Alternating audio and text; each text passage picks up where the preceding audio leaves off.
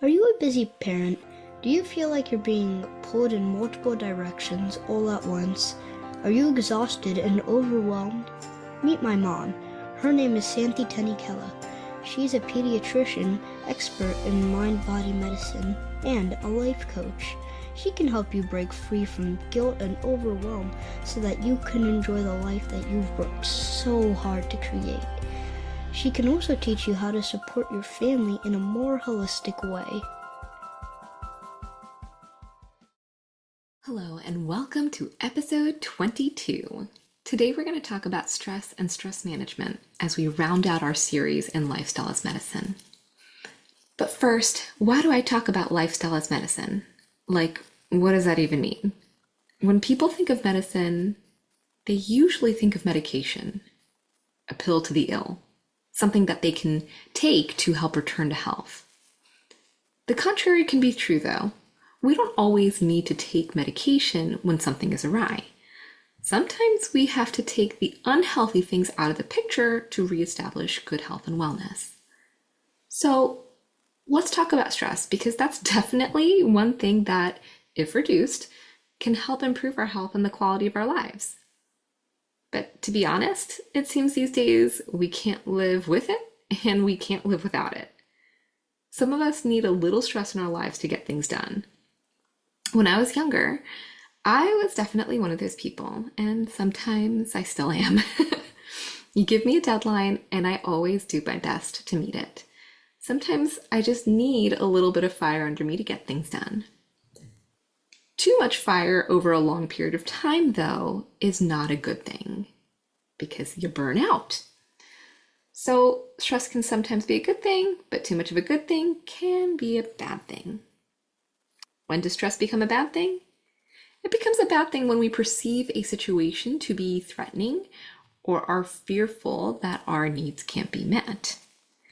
In the 1940s, an American psychologist named Abraham Maslow introduced this concept that we are motivated to meet our basic needs before moving on to other more advanced needs.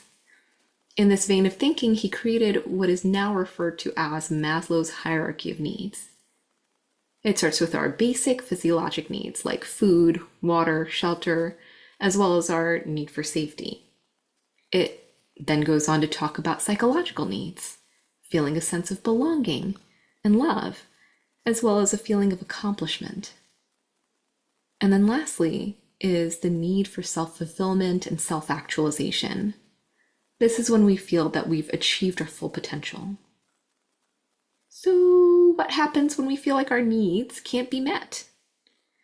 When we think that something external to us is responsible for meeting our needs, this is when we start to lose our sense of agency. We literally give our power away.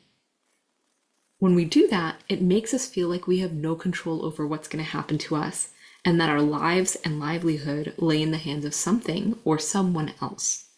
This sense of helplessness is a huge source of stress. So, let's take an example.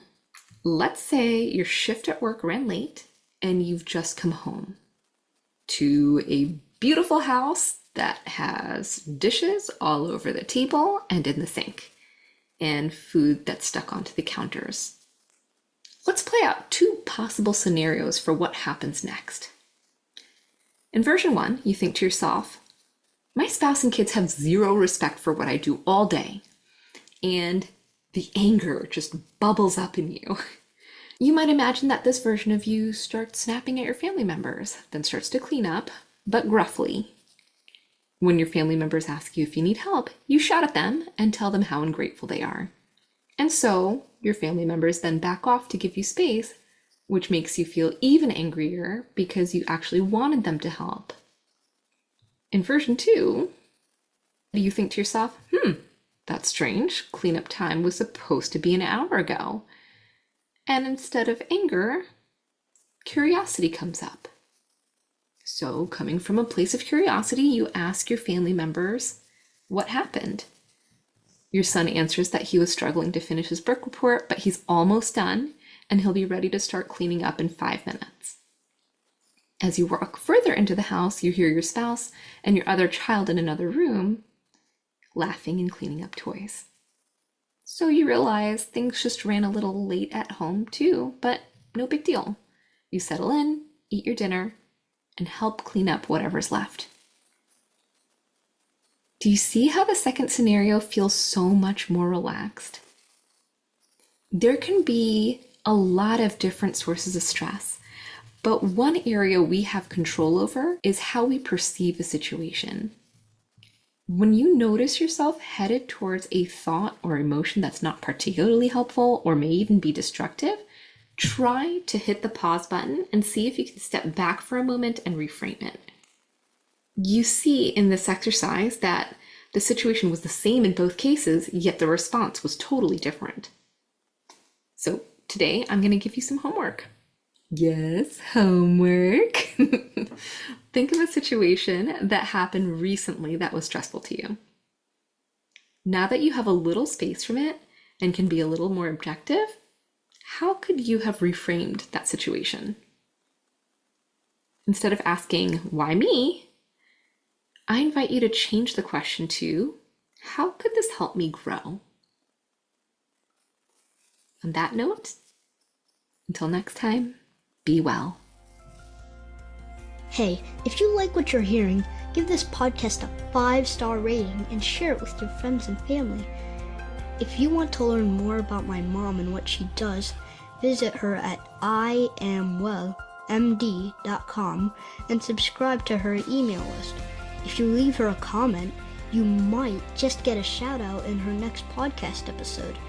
If you'd like coaching or support, she has programs available for you and your whole family. My mom is a great pediatrician and a great person, and I hope you like her podcast episodes. Have a great day. Goodbye.